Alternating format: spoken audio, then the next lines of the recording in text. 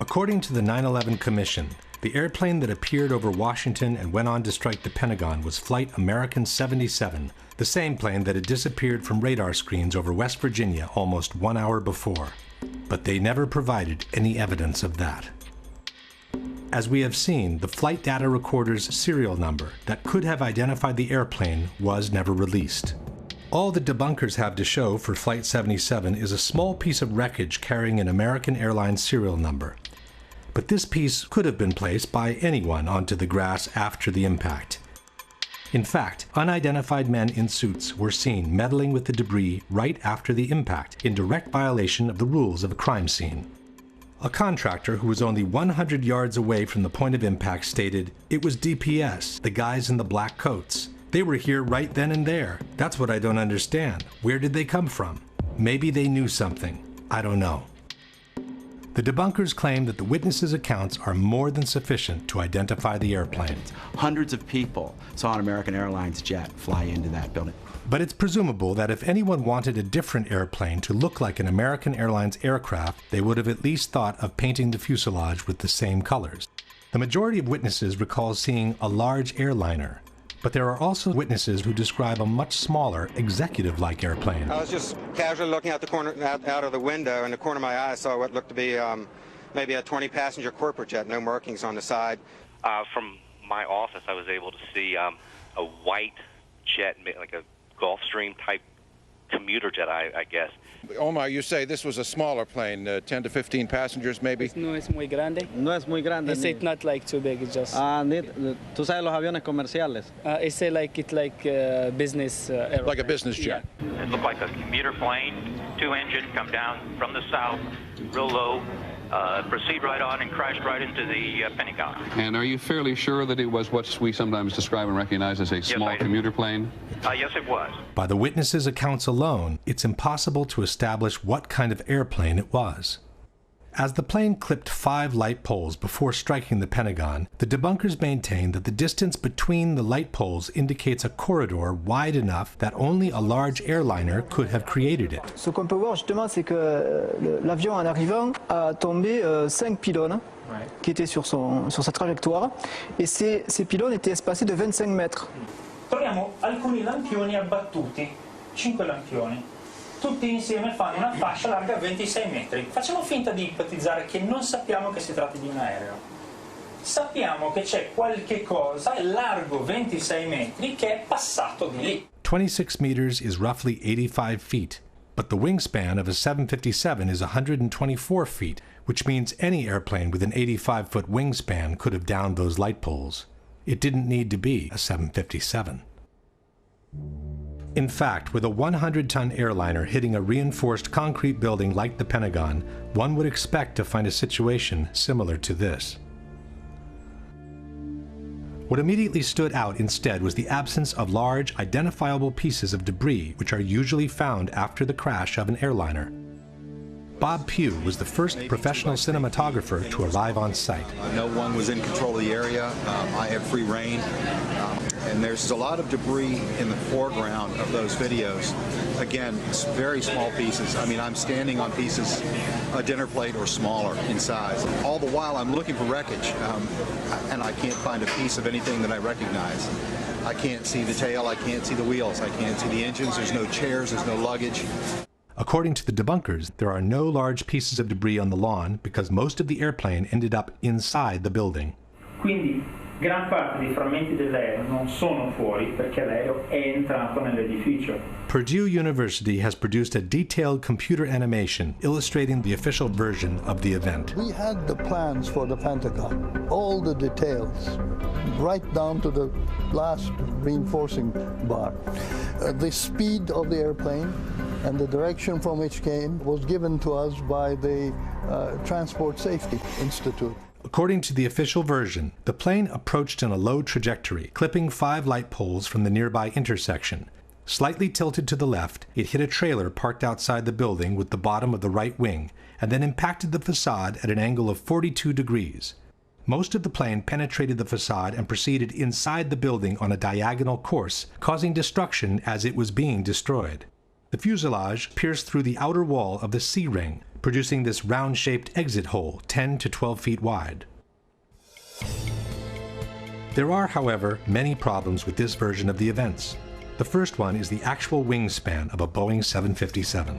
Most of us remember the facade of the Pentagon after it had collapsed.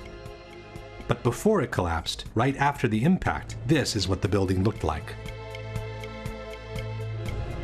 This series of pictures was taken by a Navy photographer shortly after the impact. There doesn't seem to be enough damage for a Boeing 757 to have penetrated the building almost in full. Using the best part from each image, a digital expert has created this composite picture, which has become the universal tool of reference for anyone involved in the debate. The composite picture shows an almost continuous opening at ground level, about 90 feet wide.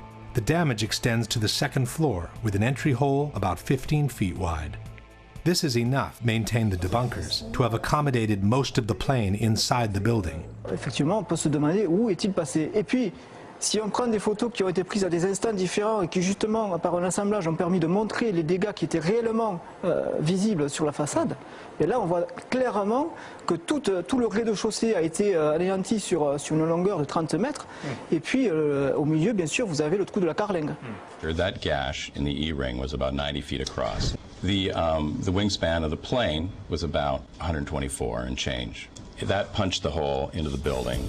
It is true, the wingspan of a 757 is 124 feet, but the debunkers forget that the plane came in at a 42-degree angle, which makes the projected wingspan on the facade 160 feet wide.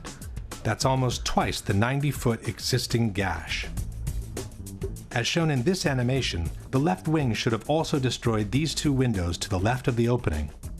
But the whole segment to the left of the opening doesn't seem to have been hit by a wing traveling at 500 miles per hour. The window's wooden frames are still in place, and the glass seems to have been broken from the ensuing explosion, not from the impact itself. The limestone covering the facade has fallen off, but the bricks underneath appear practically untouched. By the same projected angle, the right wing should have impacted the facade all the way to this column on the second floor. In fact, there is a diagonal cut on the second floor wall that could have resulted from the wing's impact. But this puts most of the wing above the second floor slab, which means it never penetrated the facade to begin with. So where did it go? This is the explanation by Popular Mechanics for what happened to the wings. The wings did not fully penetrate the facade. In fact, the wings had already been partially sheared off by the time the plane even hit the building. The fuselage mainly made the hole that existed.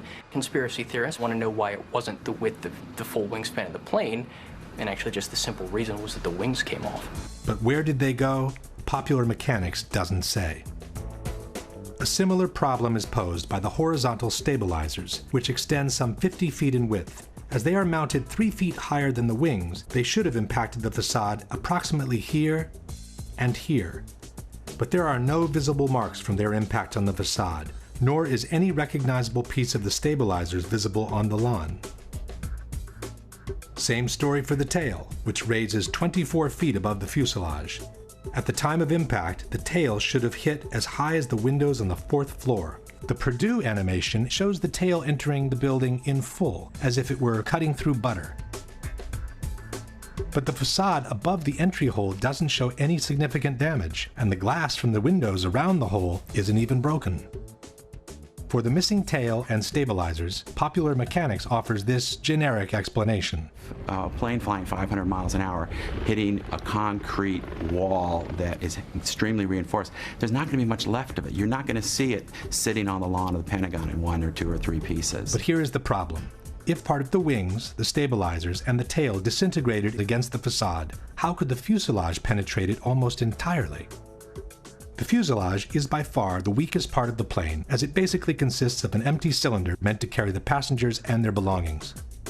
How fragile the fuselage is compared to the wings is explained by aviation expert Jacques Rolland. Jacques Rolland, ancien général de l'armée de l'air, est aujourd'hui le meilleur expert en crash aérien auprès des tribunaux.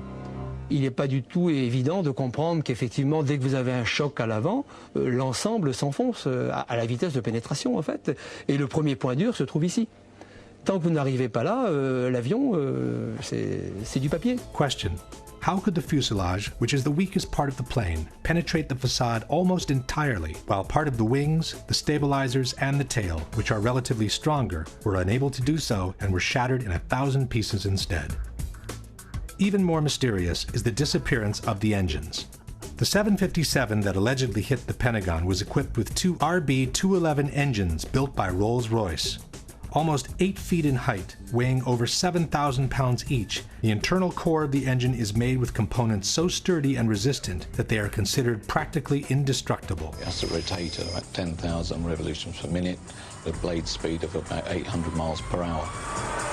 To operate at around 1700 degrees, they're designed not to melt. Quali sono le parti che non vengono distrutte, che non si squagliano per il calore?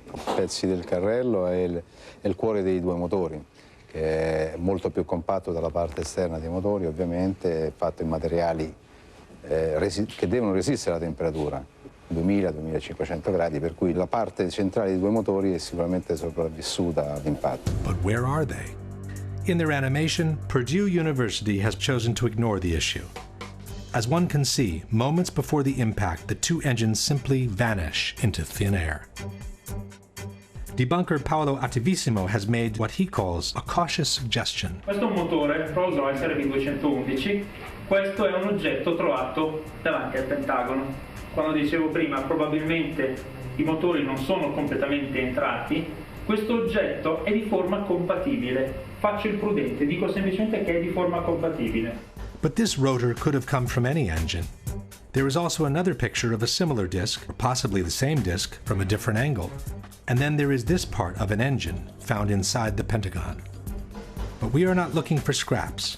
We are looking for 2 3-ton pieces of machinery made with steel and titanium that after an accident should look something like this. Or like this. Or like this. In fact, had the Pentagon been hit by a 757, the two engines would have impacted the facade around these 2 points, just below the wings. This means they would have proceeded inside the building on a path somewhat parallel to the fuselage, carving a trail of destruction much more devastating than any other part of the plane.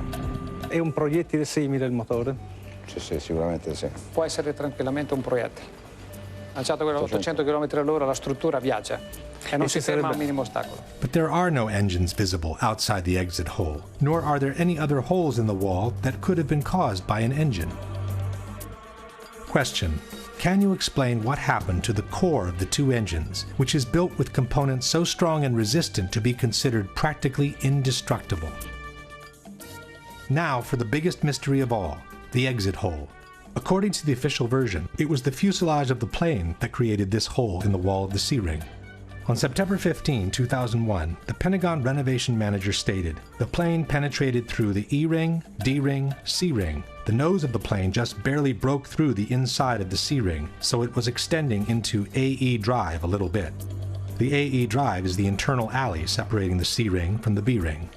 But how could the fuselage have made it all the way through the wall of the C-ring? Un aereo che pesa 120 tonnellate, lanciato a 800 km/h, impatta una facciata, la trapassa. Nel trapassarla viene tritato dalle colonne che ci sono in mezzo, a mo' di grattugia, se volete, passate questo termine, e alla fine quel che rimane sono solo frammenti molto piccoli.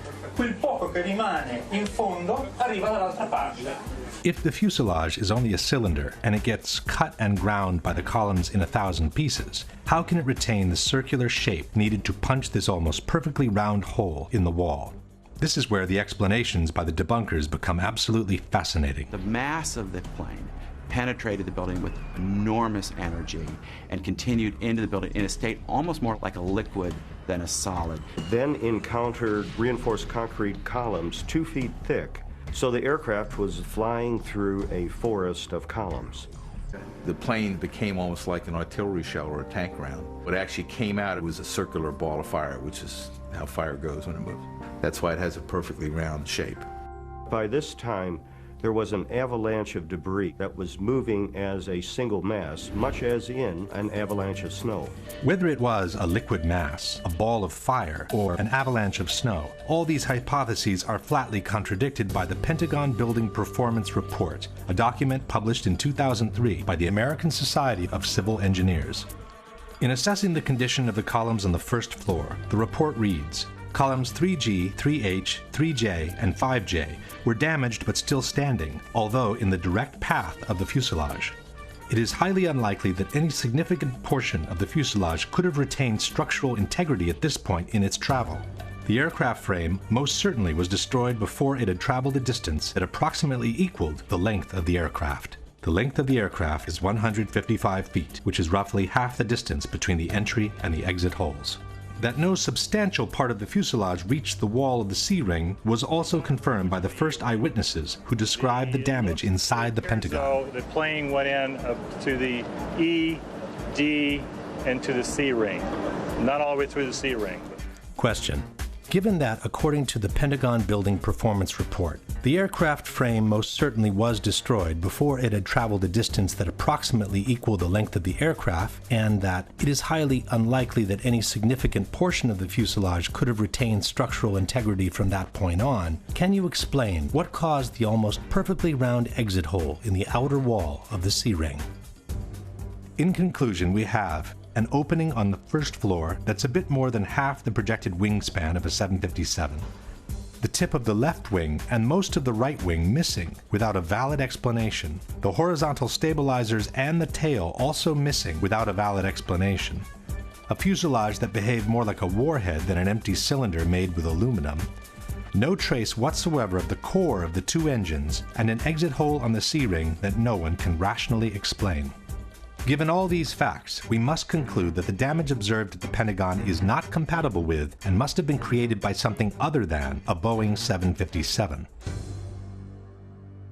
The mystery of what hit the Pentagon could have been easily solved if the FBI had released the videos from dozens of surveillance cameras that are placed all around the impact zone.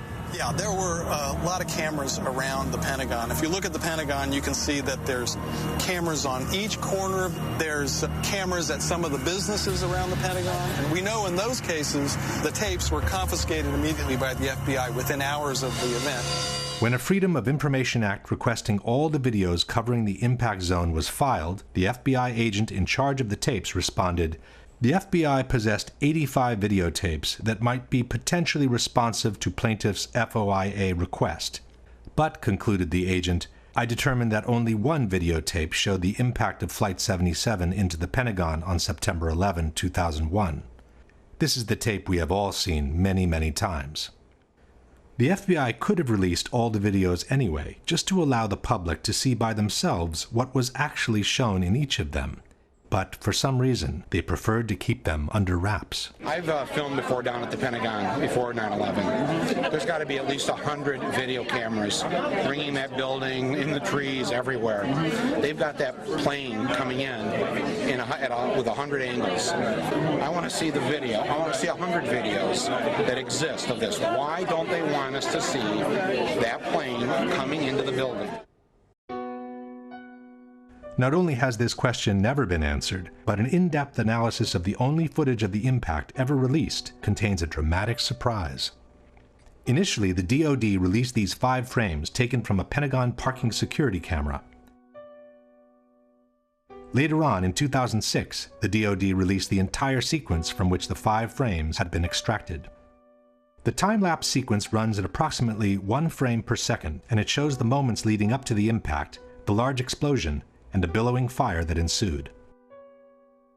Unfortunately, the video does not show the airplane in transit.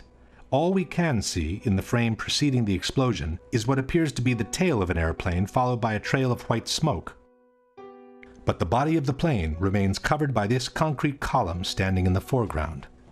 The Department of Defense also released a second video, taken by a different camera from the same parking lot. The second camera was actually located in the very column that obscured the view of the plane in the first video.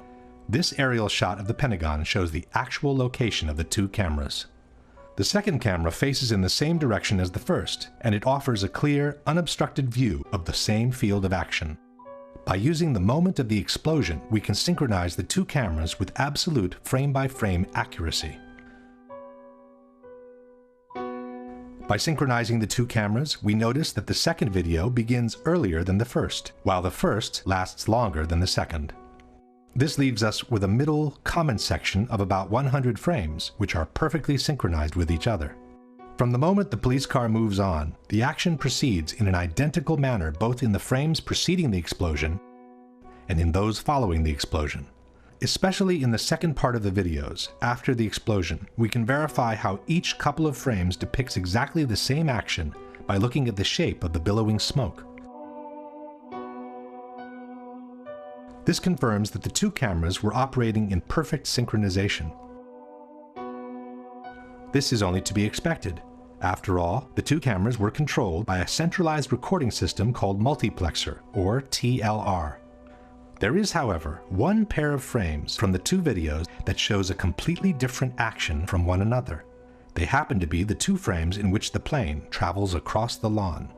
It's frame 23 in the relative count. As the first video showed the tail and the trail of smoke, we would expect the second camera placed in this concrete column to show the entire body of the plane in the same position. It does not. In the corresponding frame, camera 2 shows only the tip of the plane entering frame from the right-hand corner. But how can the nose of the plane be behind the tail at the same moment in time? The synchronization system allows for a maximum fluctuation between the two cameras, or margin of error, of 1/30th of a second.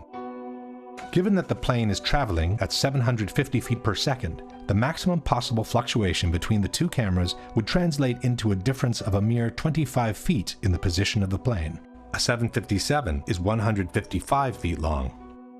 Even calculating the perspective due to the diagonal path, this is far from sufficient to explain the large discrepancy between the two images. Furthermore, after this moment, the two videos resume their perfect synchronization, which is maintained all the way to the end. Why these two crucial frames, and only these two, are so different from one another has puzzled researchers and digital experts alike.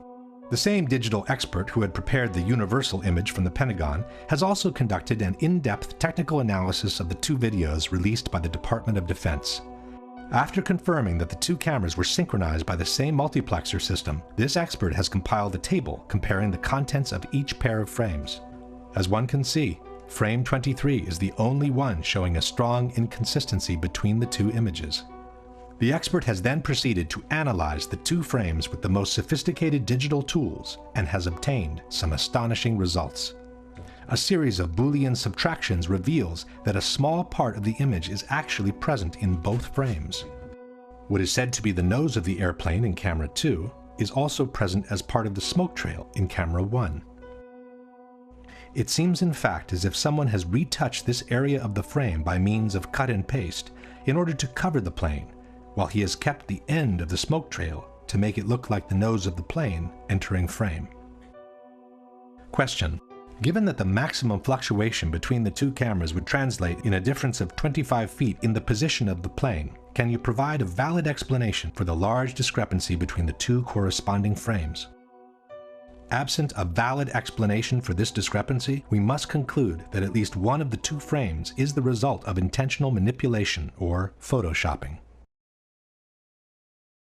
If we now summarize the situation at the Pentagon, we have the total lack of evidence that the unknown incoming was in fact Flight 77, a mysterious phantom plane that attracted the attention in the opposite direction, the failure from the White House to shoot down the incoming even though it posed a serious and imminent threat, a totally illogical approach maneuver from a terrorist's point of view, an alleged hijacker incapable of performing that maneuver, the absence of any significant part of the plane from the wreckage, a damage to the building clearly incompatible with a 757, a doctored tape of the impact, and the obvious reluctance by the FBI to release any other tape that could allow the identification of the plane.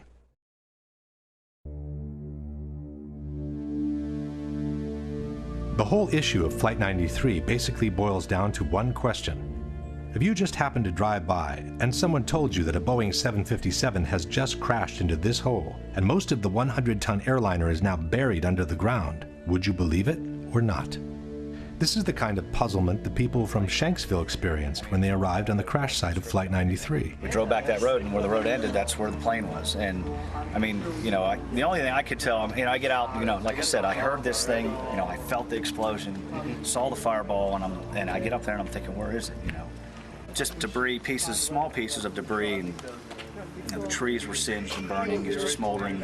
Nothing. It was just little pieces. There was nothing to actually, like a door or window or anything. You couldn't really, it was just little pieces of shrapnel everywhere. What's that right there? Over in here. TV reporters were also at a loss when faced with the idea that an actual plane had just crashed on that site. You know, at first I wasn't even sure that this was, that these were pieces of the plane.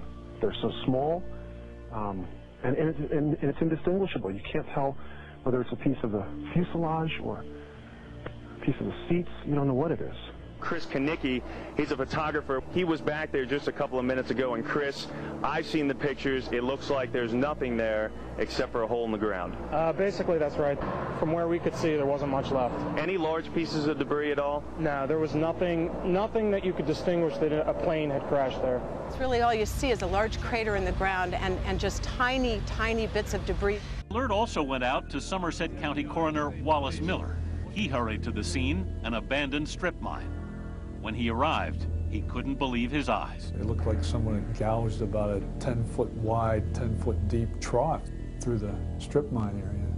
But when you looked in, it was just covered with dirt. There was nothing there that you could really say was an airplane. Dennis Roddy was the editor-in-chief of the Pittsburgh Gazette. Airplane debris? Nothing I could identify. Possibly the most disconcerted of all was the mayor of Shanksville, Ernie Stuhl. Ja, mein Schwager und ein guter Freund von mir waren die Ersten hier. Sie haben in Shanksville an einer Straßenecke gestanden und sich unterhalten. Ihr Wagen stand gleich in der Nähe und so waren sie die Ersten hier. Dann kam erst die Feuerwehr. Alle waren wie vor den Kopf gestoßen, weil sie zu einem Flugzeugabsturz gerufen wurden. Aber da war kein Flugzeug. Kein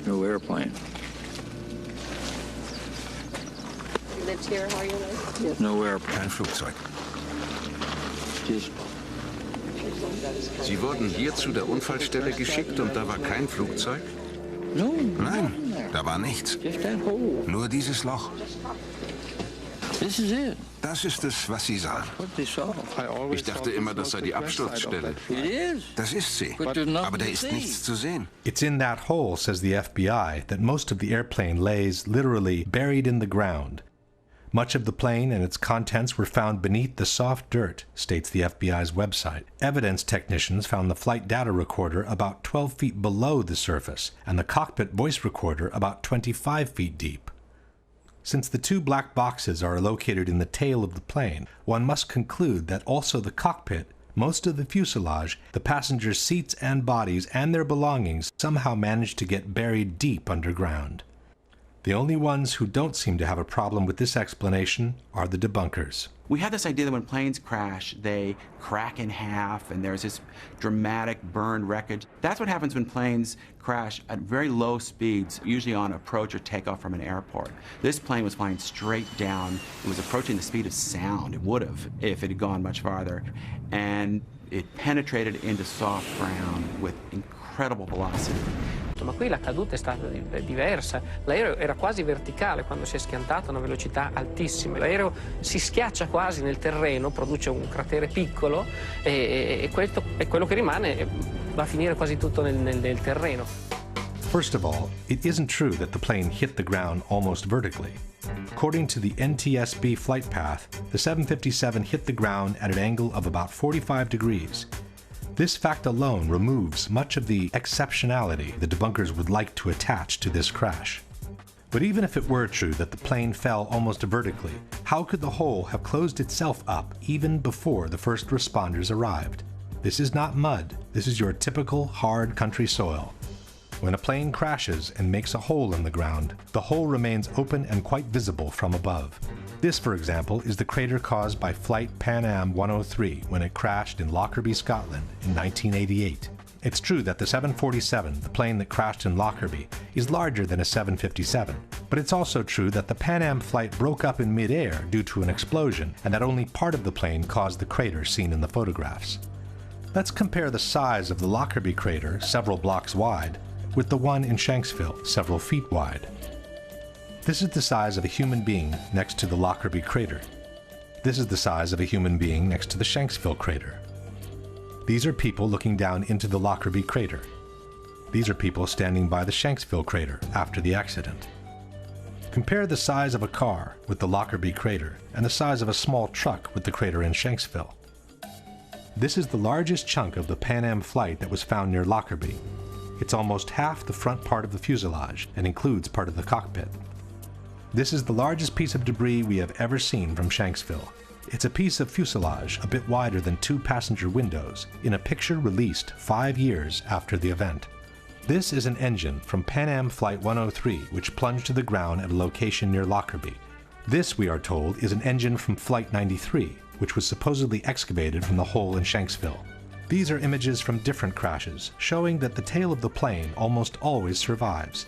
It does so because it's normally the last part of the plane impacting the terrain, when most of the kinetic energy has already been dissipated to the ground.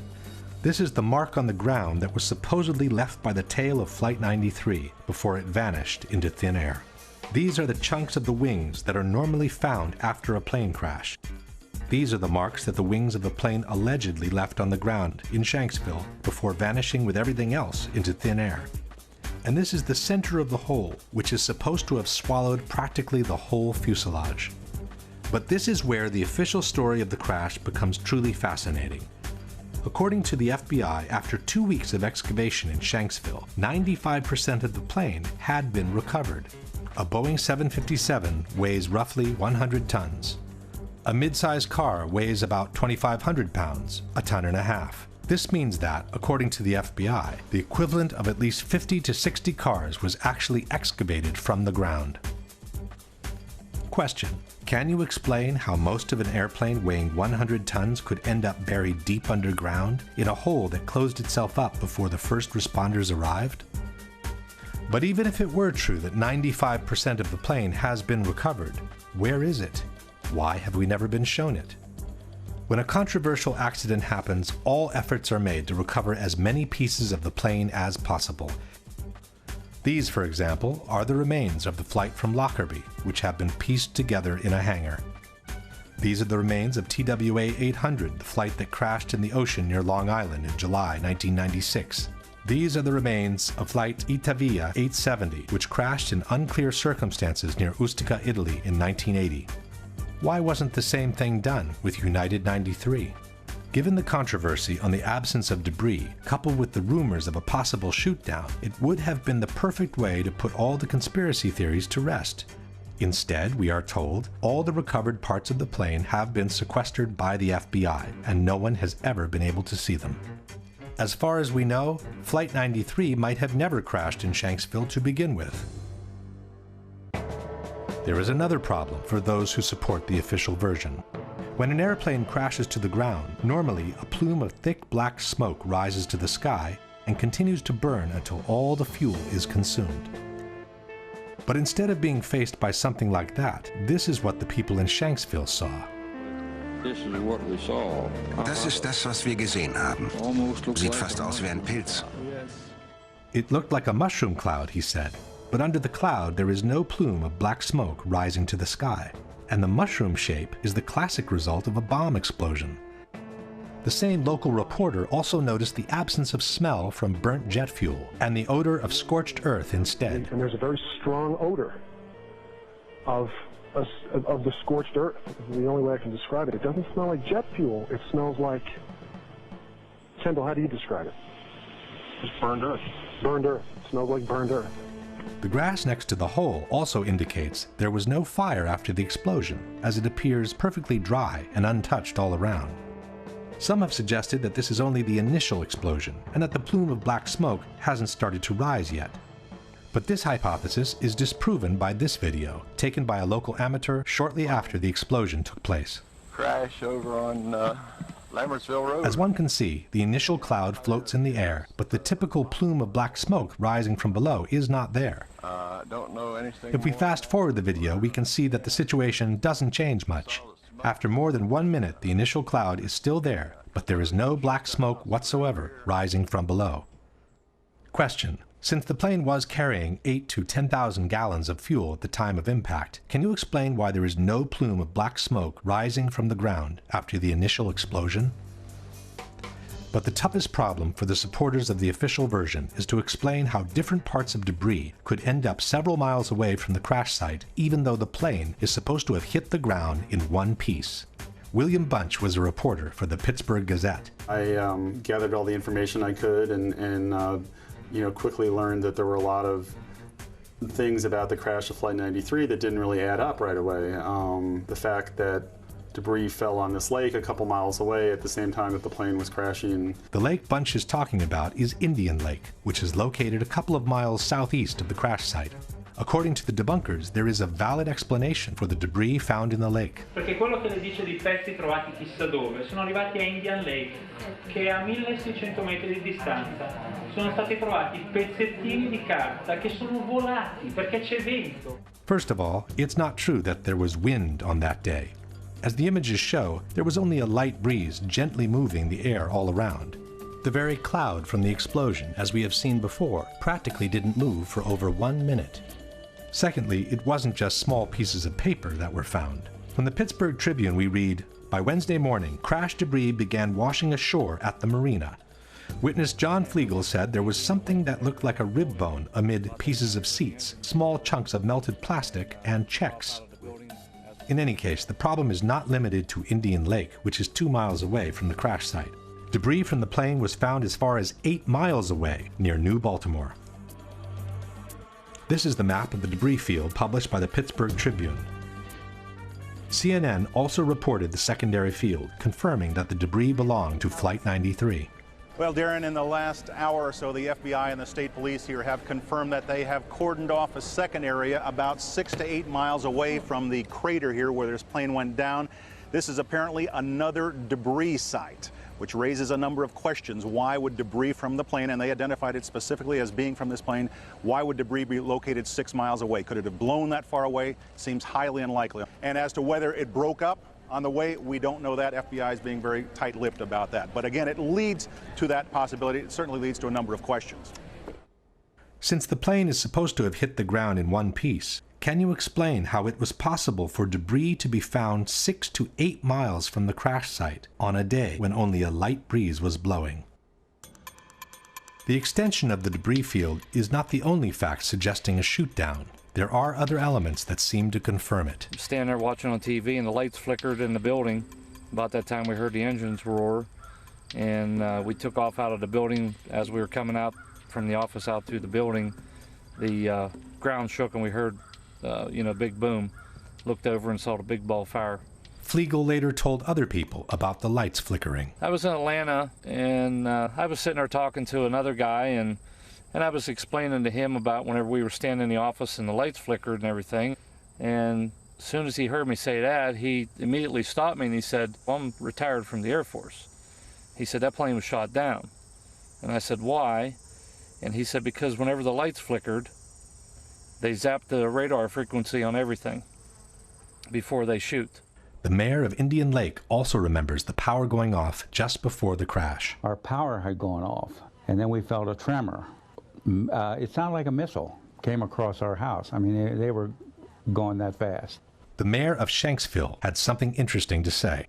"I know of 2 people, I will not mention names, that heard a missile," Stuhl said. "They both live very close, within a couple of 100 yards. This one fellow served in Vietnam, and he says he's heard them, and he heard one that day."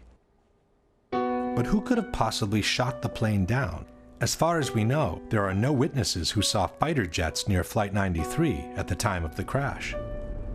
There are, however, some witnesses who saw a small, unmarked white plane which flew over the area just before the crash. I was just driving along here. It was a beautiful day. Had my window open, had the stereo on, and when I got up here almost to the stop sign, this small white plane, at the time, that's what I thought it was, went over top of me.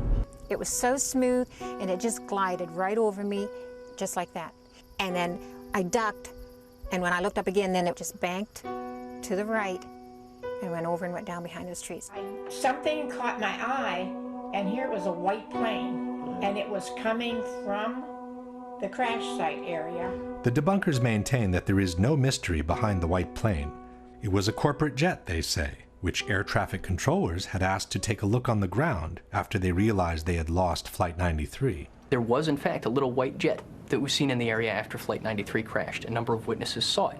It was a little Dassault Falcon corporate jet that was flying to a nearby airport. And what happened is once air traffic control knew they had lost Flight 93, they asked the nearest aircraft to go over the area and actually radio back exact coordinates for the crash site. No. Susan McElwain, however, remembers seeing the white plane before the crash, not after. About 11:30 that night, the FBI came, wanted to talk to me. They kept asking me how big the plane was. I said the plane, it was small, wasn't much bigger than my van that I saw, and that it went over top of me. And I said, you want to make sure maybe it was ours and not somebody else's. And then that's when he did seem to get a little nicer. Told me that it was a white Learjet, someone was taking pictures. I said, before the crash? And he says, well, we got to go. John Flegel also saw the mysterious plane. Since Flegel arrived on the spot within a minute from the crash, the corporate jet sent by the air traffic controllers would not have had time to descend over the area yet, while the mystery plane was already getting away from the spot into the blue sky. We got there, like I said, probably within 45 seconds or a minute of impact. We were there. We were there before any firemen, any paramedics, or anybody. We were on site. When we got there, there was a plane flying up above, and he was smart. He flew straight for the sun, so you couldn't look at it and see exactly what type of plane or if it was a fighter or what it was. But we caught a glimpse of it, and as he was swinging, he was basically traveling in the same direction as the plane. If the plane was actually shot down, one big question arises. What are we to make of the heroic gesture by the passengers who chose to force the plane to the ground, we are told, in order to save the lives of other fellow countrymen? In truth, this heroic gesture by the passengers has been refuted by the 9/11 Commission itself. It was the hijackers, wrote the commission, and not the passengers, who chose to intentionally crash the plane in Shanksville. The passengers never even made it into the cockpit. From the final report we read, at 9:57, the passenger assault began. But for more than 5 minutes, writes the commission, the passengers were unable to break into the cockpit. After a while, as the outside attack continued, Jarrah asked, "Is that it? Shall we finish it off?" A hijacker responded, "No, not yet. When they all come, we finish it off." It should be noted that this dialogue was allegedly extracted from the cockpit voice recorder of Flight 93, but the actual recording, as we have said before, was never played in public. At 10:02, a hijacker said, "Pull it down, pull it down." The hijackers remained at the controls, but must have judged that the passengers were only seconds from overcoming them. The airplane headed down, the control wheel was turned hard to the right. The airplane rolled onto its back, and one of the hijackers began shouting, "Allah is the greatest, Allah is the greatest." With the sound of the passenger counterattack continuing, the aircraft plowed into an empty field in Shanksville, Pennsylvania at 580 miles per hour, about 20 minutes flight time from Washington, D.C. Jarrah's objective, concludes the commission, was to crash the airliner into symbols of the American Republic, the Capitol, or the White House. Question: given that they were only 20 minutes away from Washington, and for almost 6 minutes the passengers had been unable to enter the cockpit, why didn't the hijackers continue flying towards the Capitol? And even if they thought they couldn't make it to Washington, why didn't they try to crash the plane onto a small town nearby? Why crash the plane in an empty field where they knew they could not kill any more victims than those that were already on the plane with them? Maybe a less fictional explanation for Flight 93 is the one offered by Vernon Gross, author and former NTSB investigator. The role the government plays in times of stress, how they view the public. Can the public stand the truth? Or shouldn't we need a legend at this point. We need a really neat story of reacting against such a dastardly act as was happening. So it's really nice and convenient to think of the Beamer story, let's roll, and that becomes just like the Alamo. And it's just one of those legends, and I think there'll be a lot of pressure to let the legend stay where it is. If we now summarize Flight 93, we have no proof whatsoever that the terrorists boarded the plane, nor that they were ever in the cockpit. An alleged hijacker who could not have flown an airliner in the way that Flight 93 was flown. A false, concurrent hijacking that called the attention away from the real one. No proof whatsoever that Flight 93 crashed in the field near Shanksville. an extended debris field which flatly disproves the official version of the crash and suggests that the plane broke up in mid-air instead, an unexplained small white jet leaving the area right after the impact, and the fact that the passengers who called from their cell phones could not have been on that plane to begin with, which strongly suggests their revolt was a scripted, fictional event intended to fuel a prefabricated legend.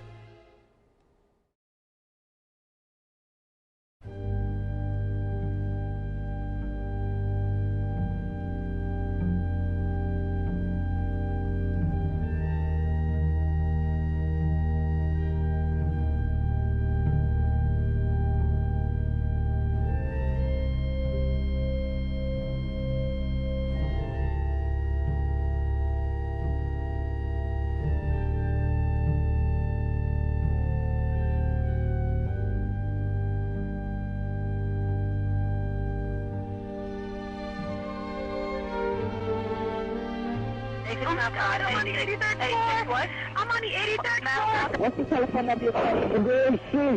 You can do anything 441 2623. Are they going to be able to get somebody up here? Well, of course, man. We're coming up for you. Two of us in this office. We're not ready to die, but it's getting bad. There's no one here yet, and the floor is completely engulfed. We're on the floor, and we can't breathe. Please hurry. No fire for now, and no smoke, right? Of course there's smoke. Where are you? What's where you guys up to? We're getting there. We're getting there. Doesn't feel like it, man. I got one kid. It's very hot. I don't see any air anymore. Okay. All I see is smoke. Smoke rises. We're on the floor. We're in the window. Can't see. Can you stay on the line with me, please? Yes, ma'am. I'm going to die, aren't I? No. I'm going to die. Ma'am, say your prayers. Thank God to blow you in from the left. Help! Ma'am? What the hell happened? Oh, my God. Oh, God!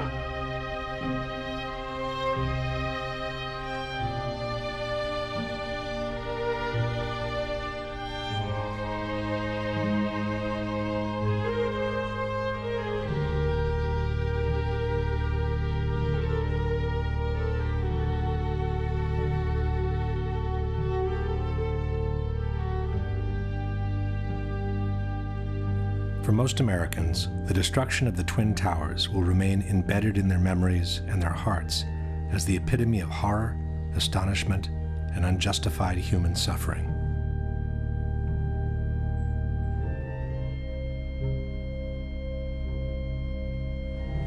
But for some, it may have represented the moment where large corporate interests of global reach and cynical economic greed found the perfect place for a secret encounter. Common wisdom has it that the September 11 attacks destroyed two of the best jewels America has ever had. But exactly jewels, the Twin Towers, were not. While they sat on some of the most valuable real estate in the world, after 30 years the Twin Towers had become obsolete.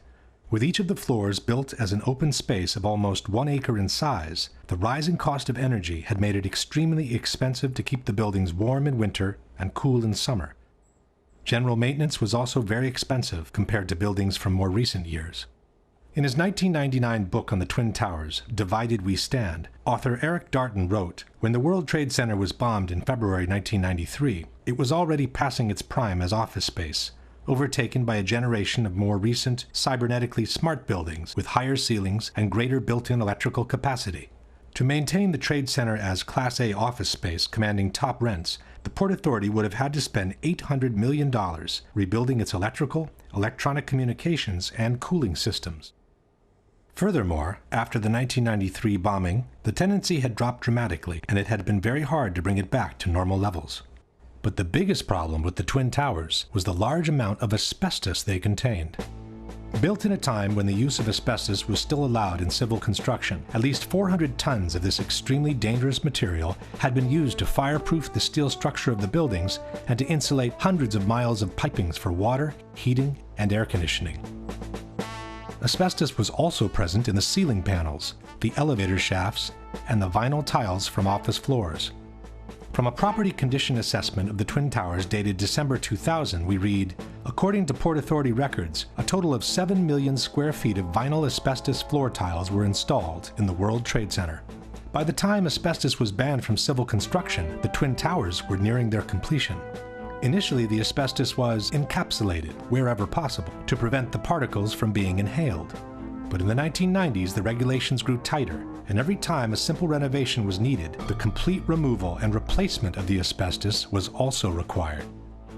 At the same time, because of the health risk it posed, the cost of asbestos removal and abatement had been skyrocketing. Safety procedures required the areas to be treated to be vacated in advance, hermetically sealed, and kept under negative pressure at all times to prevent particles from escaping outside.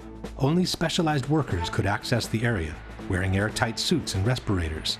A full decontamination process was required every time they left the area. In the mid-90s, the Port Authority put out different bids for the removal and replacement of the asbestos in a case-by-case scenario.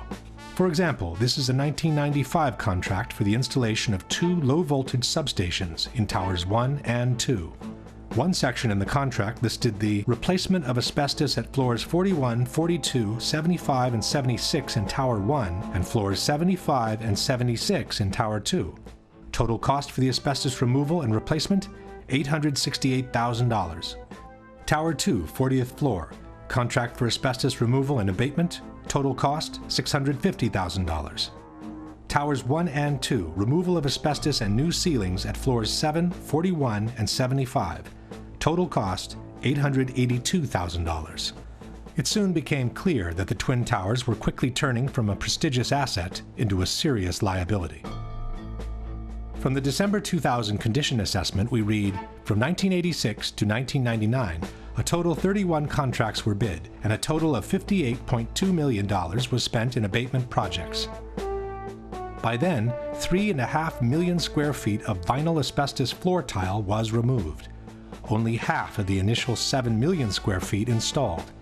At the estimated cost of $5 to $6 per square foot, that accounted for an additional $20 million in cost for the Port Authority, and that was for the floor tiles only. There were also hundreds of thousands of square feet of spray-on fireproofing to be removed throughout both buildings. And then there were the elevators. This is the list of elevator shafts with asbestos-containing material as of December 2000. This is Tower 1, and this is Tower 2.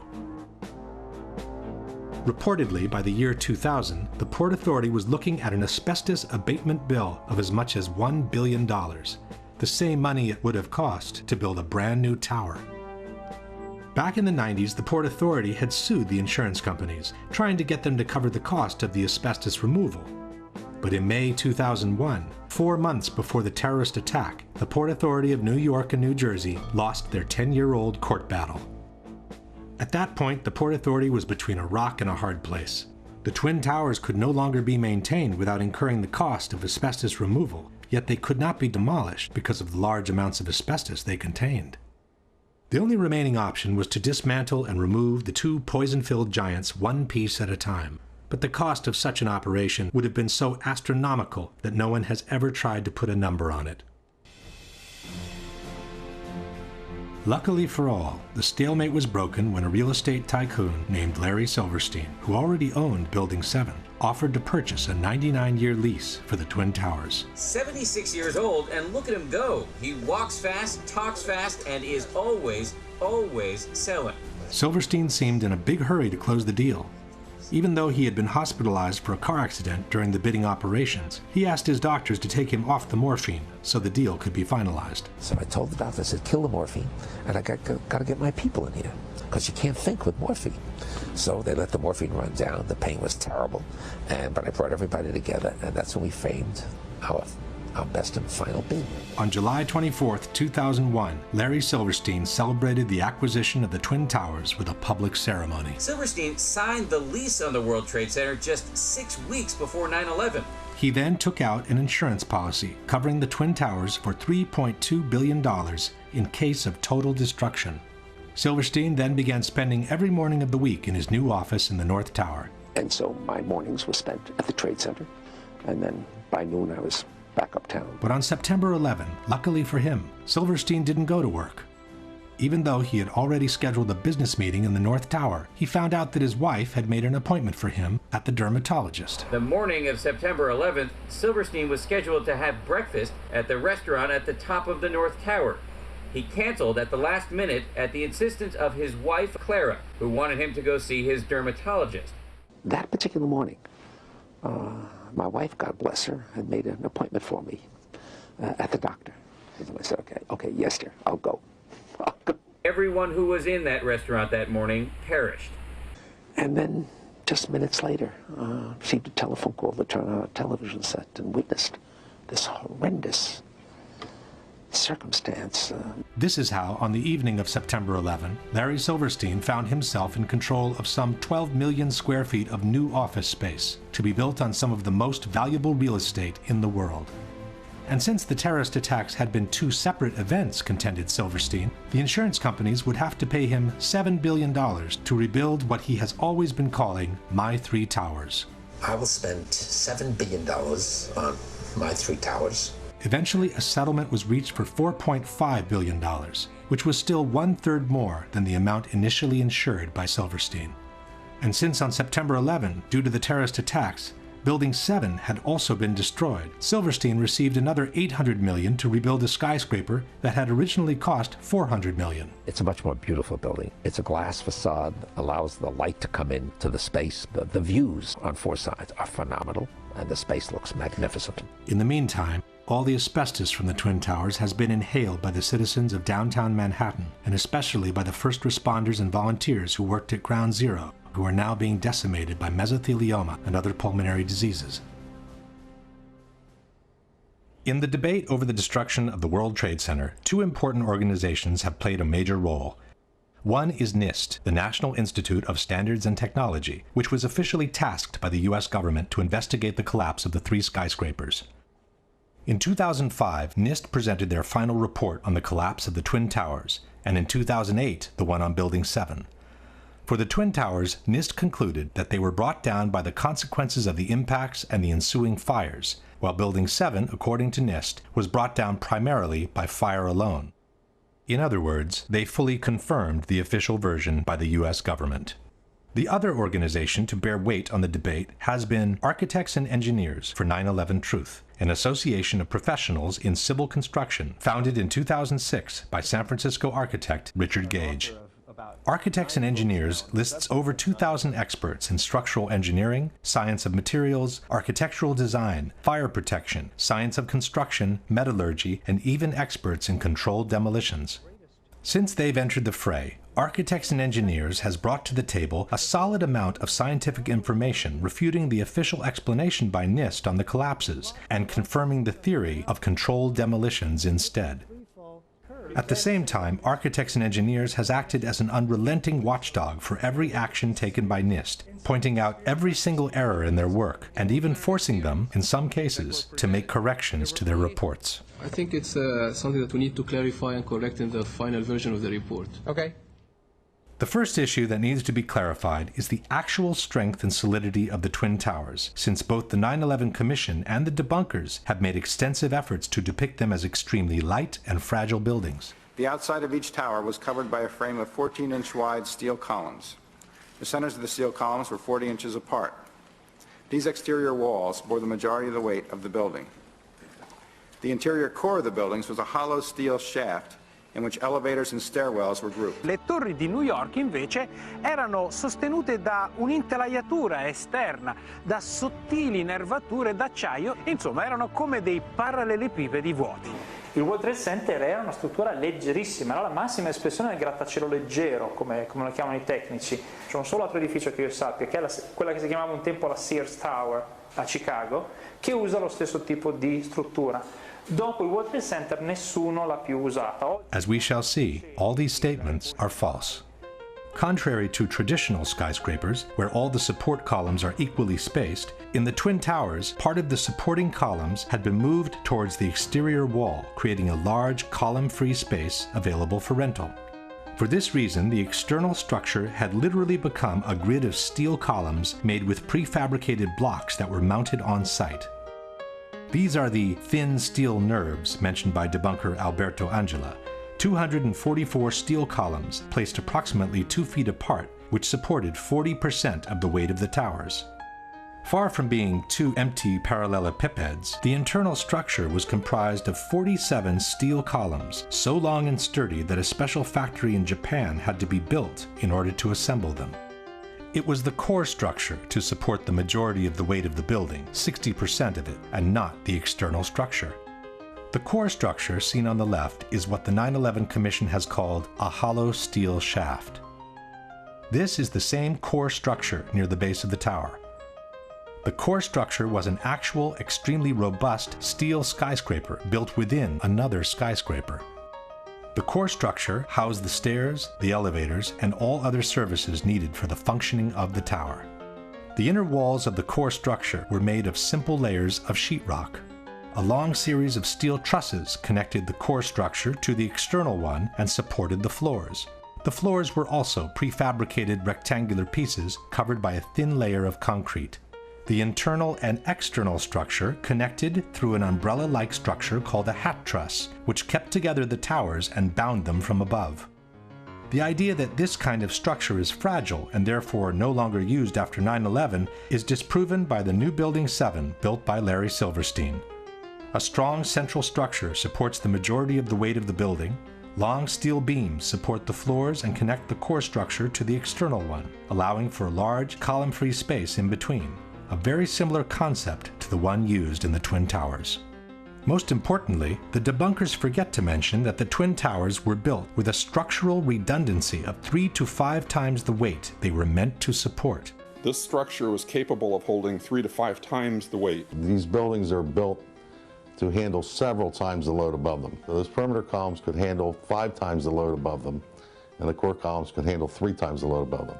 In addressing the solidity of the Twin Towers, the Massachusetts Institute of Technology stated that its 244 perimeter columns made it one of the most redundant and one of the most resilient skyscrapers. On the same subject, the architectural firm of Roth & Sons wrote, "The building as designed is 16 times stiffer than a conventional structure. The Vierendeel trusses would be so effective, according to the engineer's calculations, that all the columns on one side of a tower could be cut, as well as the 2 corners and several columns on the adjacent sides, and the tower would still be strong enough to withstand a 100-mile-per-hour wind." John Skilling, the structural engineer who designed the Twin Towers, stated, "Live loads on these perimeter columns can be increased more than 2,000% before failure occurs." In particular, the Twin Towers were designed to sustain the impact of a large airliner traveling at 600 miles per hour and still remain standing. Interviewed in 1993 by the Seattle Times, John Skilling stated, "We looked at every possible thing we could think of that could happen to the buildings, even to the extent of an airplane hitting the side. Our analysis indicated the biggest problem would be the fact that all the fuel from the airplane would dump into the building. There would be a horrendous fire, a lot of people would be killed, the building structure would still be there." And it was. After the impacts, both towers remained standing, showing no major effect on their stability. Furthermore, NIST has confirmed that the initial jet fuel fires themselves lasted at most a few minutes. This means that from that moment on, the only available source of fuel for the fires was common office furnishings. And, as we know, regular office fires are not hot enough to affect the stability of a steel structure. No steel frame high-rise building has ever collapsed due to fire. In over 20 years, I have not seen, until recently, a protected steel structure that has collapsed in a fire. These kinds of designs have performed extraordinarily well over history. In fact, until this occurrence, no building had fallen down because of fire. Furthermore, NIST estimated the combustible fuel loading was somewhat lower than found in prior surveys of office spaces. The number of interior walls, and thus the minimal amount of combustible interior finish and limited bookshelf space account for much of the differences. There was no reason for the towers to collapse at that point. With a structure that had clearly withstood the impacts, and with less than average office content to feed the fires, both buildings should have remained standing, allowing for the evacuation and rescue of everyone who had survived the initial impacts and the fires. Instead, both buildings suddenly collapsed from top to bottom, one 56 minutes after the impact, the other as much as 1 hour and 42 minutes after the impact of the plane. Why? The debate on the collapse of the Twin Towers centers around 2 major questions. One is what caused the initial collapse of the top section of the building onto the lower part of each tower. The second is what caused the complete destruction of the remaining healthy structure below, once the top section had collapsed on it. As far as what initiated the collapse, at first we were told that the heat of the fires had softened and melted the structure of the building. In 2002, NOVA depicted a scenario envisioned by many experts at the time, that the truss connections failed in the extreme heat, causing the floors to fall onto one another, precipitating the collapse. As the steel began to soften and melt, the interior core columns began to give. Then you had this sequential failure that took place where it all pancaked one after the other. In fact, it became known as the pancake theory. Donc ça a donné lieu à la théorie qu'on appelait la théorie du pancake, c'est-à-dire que comme cette partie-là est tombée sur un plancher, ce plancher a cédé, puis en cascade, c'est tous les planchers qui ont cédé, qui sont tombés les uns sur les autres. C'est ça qu'on appelle la théorie du pancake. But the pancake theory had a major flaw. It forgot to explain why the core structure of the towers collapsed.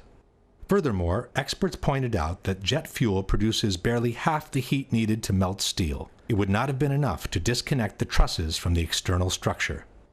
At that point, the official explanation backtracked and settled for a more generic weakening of the steel due to the fires. You don't need to melt the steel columns, you just need to start weakening them. What we found is it doesn't take temperatures high enough to melt steel. It just has to heat up the steel so it expands and then softens and weakens the structure until it collapses. In the new explanation, the initial failure was no longer blamed on the rupture of the steel trusses, but on their sagging due to the heat. The trusses stayed connected to the columns, even as they sagged from the heat. They pulled on the columns, bowing them inward nearly 5 feet in some areas, until the columns reached the breaking point. Il ceso continua ad ardere, sta scaldando l'aria e scalda l'acciaio del solaio soprastante, che a questo punto comincia a flettersi, perde la propria resistenza ai carichi, si flette, tira in dentro le colonne, e a un certo punto le colonne della facciata che sono portanti, portano circa il 40% del peso della struttura, si rompono. Suddenly the columns snapped, and as a result the entire top of the building came down pretty much in free fall because the kinetic energy that was unleashed was just huge. NIST also maintained that the impact of the airplanes widely dislodged the fireproofing from the trusses, hastening the process that eventually caused them to sag. It should be noted that NIST made the dislodgement of the fireproofing a necessary condition for the towers to collapse. The buildings would not have collapsed under the effects of the airplane impact and the jet fuel ignited multi-floor fires. And the reason it collapsed is because the fireproofing was dislodged. But the theory of the sagging trusses created even more problems than the one before. First of all, there is no proof whatsoever that the fireproofing from the steel had been widely dislodged by the impacts, as NIST has maintained. The steel structure of a skyscraper is elastic, not rigid, and it absorbs the impacts by slowly swaying back and forth, not by vibrating. The building swayed slowly one way toward the Hudson River to the west. And by the time it came back, I just jumped up and just had to get out of the elevator. In fact, there are good reasons to believe that the fireproofing from the steel was not dislodged at all, as in the following example. This is James Glanz for the New York Times.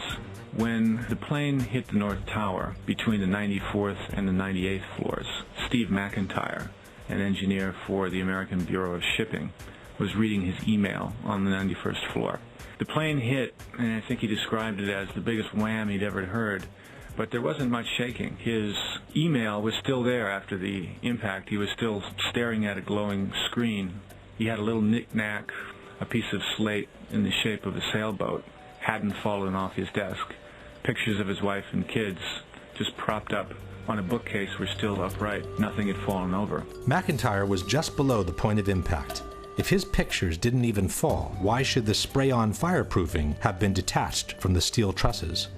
Secondly, there's no proof that the temperatures were high enough to seriously weaken the steel in any case, with or without fireproofing. The majority of the jet fuel was burnt up instantly in the big fireball, and it was gone.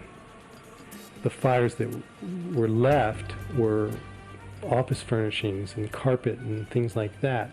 A lot of things in these kind of buildings have to be fire resistant by nature. It's required by code. In their computer simulation, NIST claims to have observed temperatures beyond 1800 degrees during the fires. But NIST has used their own computational model, and they've never published the data from their simulation.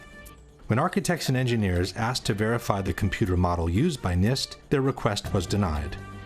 The truth is that NIST itself admitted in their own report to have no proof for temperatures high enough to seriously weaken steel. From the NIST report we read, of the more than 170 areas examined on 16 perimeter column panels, only 3 columns had evidence that the steel reached temperatures above 250 degrees centigrade or 480 degrees Fahrenheit.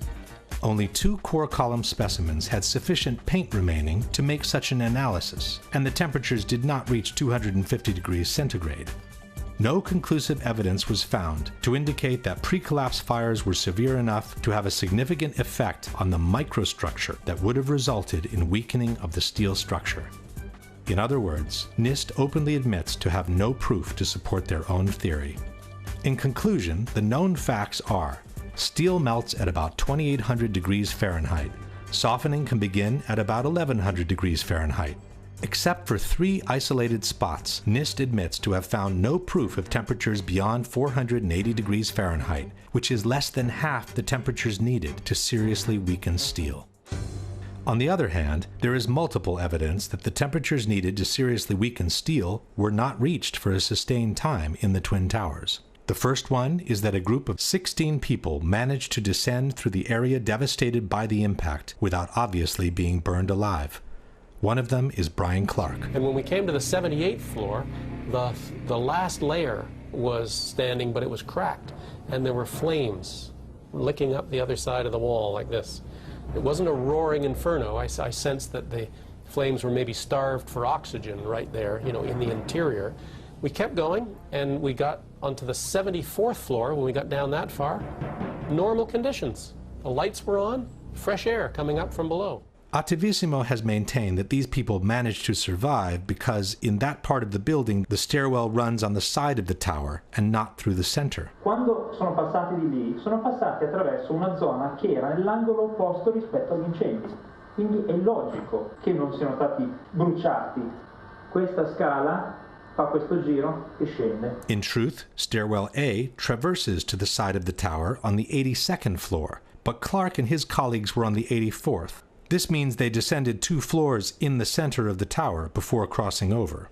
Furthermore, one of Clark's colleagues went back from the 81st to the 91st floor before descending all the way to the ground. Ron DiFrancesco, who went in the 81st floor with me, he went up to 91, caught up to the people, laying down on the floor, to thinking that there was fresher air at floor level. He made his way back to the stairs. And so I started to run downstairs, and so I ended up on ground level, and I went to walk out. Had there been a temperature of 1100 degrees around the stairwell, nobody would have been able to go through it alive. Secondly, there is a series of thermographic images shot with an infrared camera showing temperatures much lower than those needed to soften steel. This is the North Tower, seen from below. It's 9:18, about a half an hour after the impact of the first plane, and the indicated temperatures do not reach the color yellow, which means they don't exceed 100 degrees centigrade or 212 degrees Fahrenheit. And this is the South Tower, some 15 minutes after the impact of the second plane. Here too, the indicated temperatures do not exceed 212 degrees Fahrenheit. But the major problem with the sagging trusses theory is that it doesn't make any sense from a mechanical point of view. Even assuming the temperatures were high enough to make them sag to such an extent, where did these relatively thin trusses find the strength to pull and then break apart a supporting structure much larger and stronger than they were? The phenomenon suggested by NIST is called thermal expansion.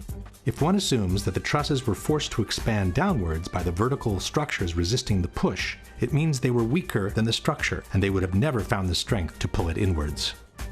If instead the trusses sagged on their own, so weakened by fire to become unable to support their own weight, where would they find the strength to pull and break apart the same structure that had easily supported them when they were strong and healthy?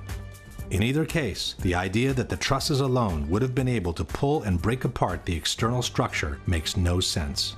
As we shall see, the external structure did bow inwards before the towers collapsed.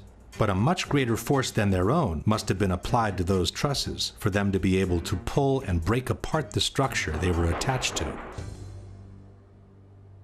Question: can you provide any evidence that the fireproofing from the steel trusses was widely dislodged by the impact of the planes, which NIST has made a necessary condition for the collapses to be caused by fire? Can you provide any evidence that the temperatures in the Twin Towers were high enough and lasted long enough to seriously weaken the steel in the areas where the initial collapses occurred? Can you explain how a sagging truss, weakened by heat, could pull and eventually break apart the structure it is attached to, with no external force being applied to it? If the explanation by NIST on what caused the initial collapse seems seriously flawed, their explanation on what caused the complete destruction of the towers does not exist. Within more than 10,000 pages filled with technical data of relative importance, in a footnote on page 82 of the NIST report we read, the focus of the investigation was on the sequence of events from the instant of aircraft impact to the initiation of collapse for each tower. For brevity of this report, the sequence is referred to as the probable collapse sequence, although it does not actually include the structural behavior of the tower after the conditions for collapse initiation were reached and collapse became inevitable. With the simple word inevitable, NIST purports to have explained the total destruction of 80,000 tons of a perfectly healthy steel structure upon itself. The area below the damage zone where the planes flew in and where the fire was, that area below that, those 80 or 90 stories, 80,000 tons of structural steel was not damaged in any way. Yet you stood there and watched it destroy itself, wiping out floor by floor all 287 structural columns as if they didn't exist underneath the damage zone. When a well-known debunking website wrote to NIST asking for a clarification on the sequence of the collapses, it received a similar answer. NIST did not describe the specific sequence of events after global collapse initiated. This astonishing statement has been repeated by NIST over and over again under the most surprising of justifications. Once the collapse initiated, the video evidence is rather clear. It was not stopped by the floors below, so there was no calculation that we did to demonstrate that, what is clear from the videos. This is tantamount to saying, once the Pearl Harbor attack initiated, the video evidence shows that the U.S. fleet was quickly overwhelmed by the Japanese, so we didn't feel the need to find out why it happened. To make up for this embarrassing void, the debunkers often point at some independent studies which purport to explain the collapses by gravity alone. Ci sono opere tecniche come quelle che vedete citate qui che analizzano in estremo dettaglio la dinamica del crollo delle torri gemelle e non trovano niente di strano. The study most quoted by debunkers is called What Did and Did Not Cause the Collapse of the WTC Twin Towers in New York by Czech engineer Zdeněk Bazant. But in his own study, Mr. Bazant admits to have worked on a one-dimensional model, while he states, the high tilt seen on the South Tower top would call for a three-dimensional model of progressive collapse. In any case, it is not up to private studies to explain the collapse of the Twin Towers. NIST received $20 million of taxpayers' money to determine why and how World Trade Center 1 and World Trade Center 2 collapsed following the initial impacts of the aircraft, and to this day they have not done so. This is why Architects and Engineers has kept pressing NIST, asking them to publish their data in regards to the potential energy released during the downwards movement of the upper stories and the absorptive capacity of the intact structure below the collapsed zone. Structural engineers do this every day. This is not rocket science. You have the known weight of this building mass. You have what are known columns below it in order to resist it. You let it go in your models and you calculate what the resistance is. Why didn't they do it? Could it be because they knew darn well that it would not have collapsed at all? In fact, it could be suggested that NIST never explained the collapses by gravity alone because it would be impossible to do so without violating at least two of the most fundamental laws of physics. One is Newton's third law of motion, which states that for every action there is an equal and opposite reaction. This means that two opposing forces will neutralize each other. In a head-on collision, the two cars absorb each other's kinetic energy and transform it into physical deformation or damage. After that, the system comes to a rest, as there is no more energy to be dissipated. The top section, pushing on the bottom section, it's going to meet equal forces as it goes. Both sections are going to be demolished at the same rate. So by the time you've crushed up 15 stories below it, the top 15 stories are also going to be crushed. And so there's nothing left now to crush the rest of the building. Something of this kind is what we should have seen when the top section of the towers collapsed onto the lower one. The upper and lower sections should have mutually destroyed each other until all the energy is dissipated and the system comes to a rest. Alternatively, as shown in this experiment with two towers made of snow, the top section could have fallen off to the side after the initial collapse. What could not have happened is this. A little tiny chunk of the building can't possibly fall and crush the entire structure below it. This is such a simple, fundamental concept that architects and engineers were astonished in seeing it totally ignored by NIST. This is high school physics, and our whole society is being led to believe that these fundamental laws of physics, hard science, don't apply anymore.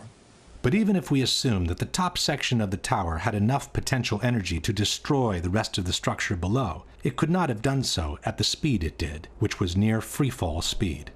That would have violated an even more important principle in physics, known as the law of momentum conservation. This law states that the total energy within an isolated system must always remain the same.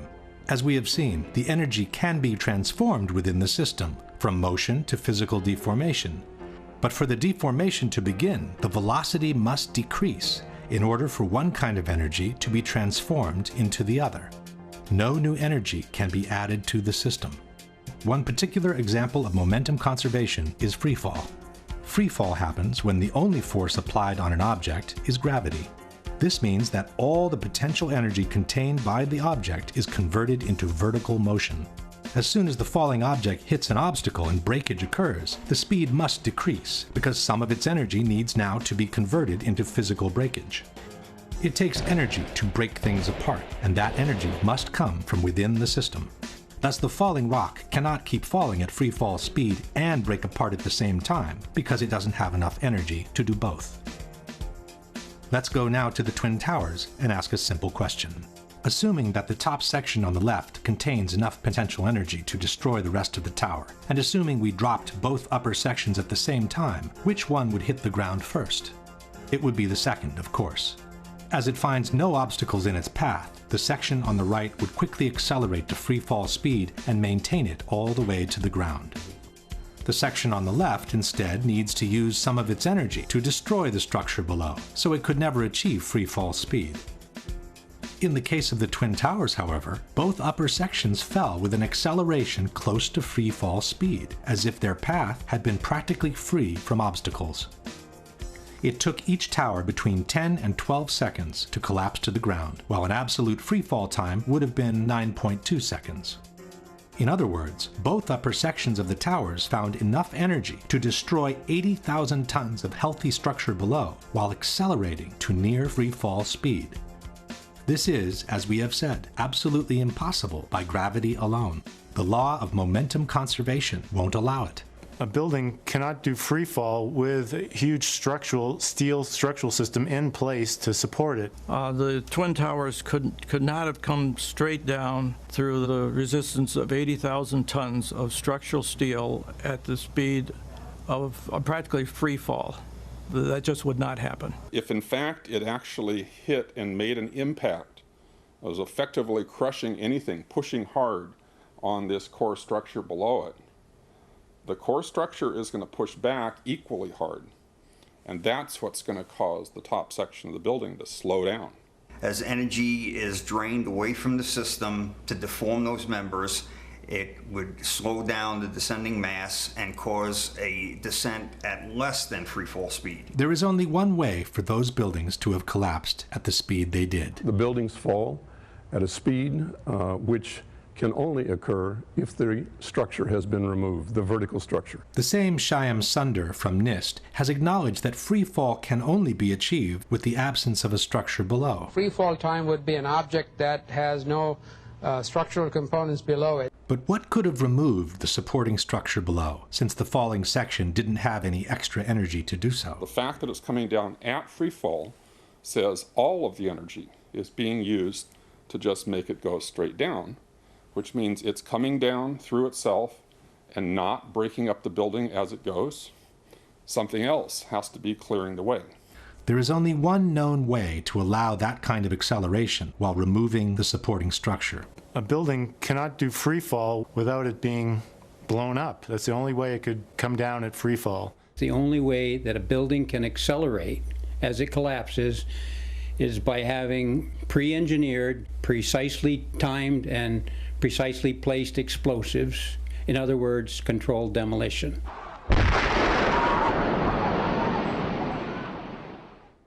Since a near freefall speed automatically means a controlled demolition, the debunkers have tried to deny that the Twin Towers fell in about 10 seconds each. Tempi di crollo, si parla di 10 secondi, tempo di caduta libera, esatto, ma i tempi di crollo delle torri gemelle non sono quelli di una caduta libera. Sono, sulla base dei video disponibili, di almeno 16 secondi. Basta ascoltare la durata del boato.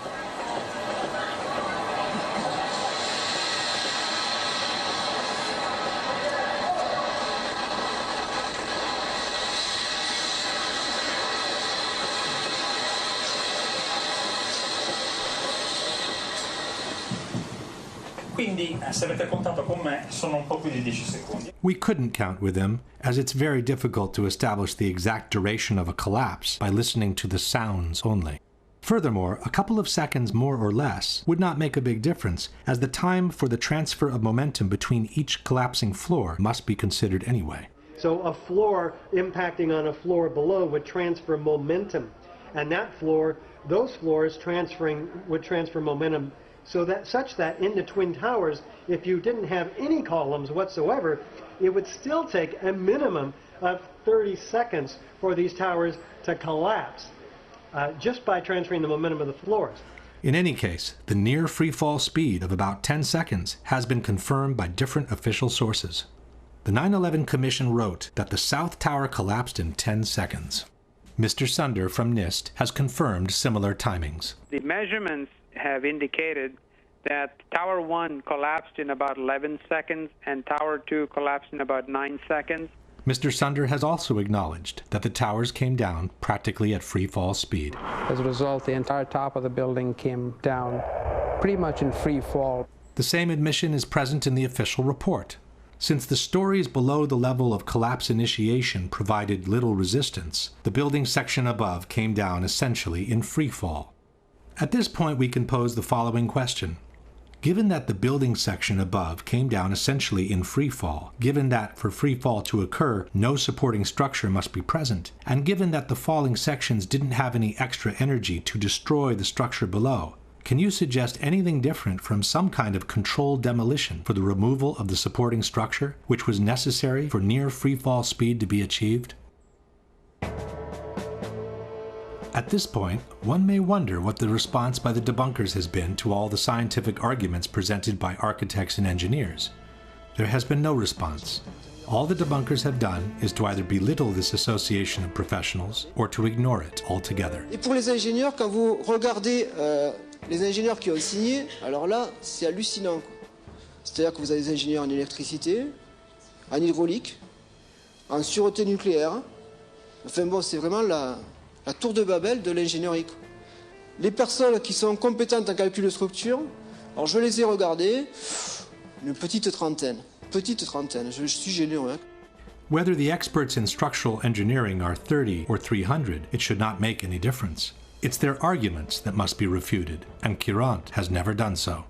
Attivissimo instead has chosen to belittle architects and engineers as a whole by terming all its members as gymnasium builders. Abbiamo soltanto Richard Gage e i suoi 1200 costruttori di palestre che dicono ma secondo noi. But Attivissimo has never responded to their arguments either. But the most shocking statement comes from Popular Mechanics. In their book, Debunking 9/11 Myths, they wrote, "Not one of the leading conspiracy theorists has a background in engineering, construction, or related fields." This statement appears both in the original publication dated 2006 and in the revised edition published in 2011. By then, architects and engineers had been active for almost 5 years, listed more than 1,300 experts in civil engineering, had made presentations in 20 different countries in the world, and had been invited on national television several times. And what caught my eye is their claim that more than 1,300 architects and engineers examined the evidence about Building 7's collapse and disagree with the official report issued by the National Institute of Standards and Technology. I certainly am much more open-minded about it than I was, and it is because of the involvement of the 9/11 families and all these engineers and architects. Clearly, they know more than I do. The truth is that from the moment architects and engineers has entered the fray, not one of their scientific arguments disproving the official version and confirming the theory of controlled demolitions has been refuted in any way by the debunkers or by anyone else.